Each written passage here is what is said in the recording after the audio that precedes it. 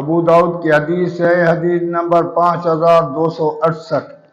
حضرت عبداللہ بن مسعود رضی اللہ تعالیٰ عنہ نے فرمایا، ایک دن ہم اللہ کے رسول صلی اللہ علیہ وسلم کے ساتھ سفر پر نکلے اور اللہ کا رسول باہر جنگل کے طرف گیا۔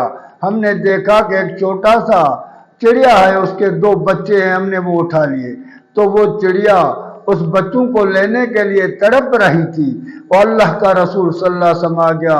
جب دیکھا تو اللہ کے رسول صلی اللہ علیہ وسلم نے فرمایا، اس چڑیا کے بچے کس نے اٹھا کر اس کو تکلیف دی ہے، اس کے بچے واپس کرو۔ تو اللہ کے رسول کی ہمارے کو تعلیم تو پرندوں پر بھی رحم کرنے کی ہے۔ ہم کیسے ہیں کہ انسان کا قدر نہیں کر رہا ہے۔ اللہ کے رسول نے فرمایا، اپنی جان سے زیادہ اپنے بھائی سے محبت کرو۔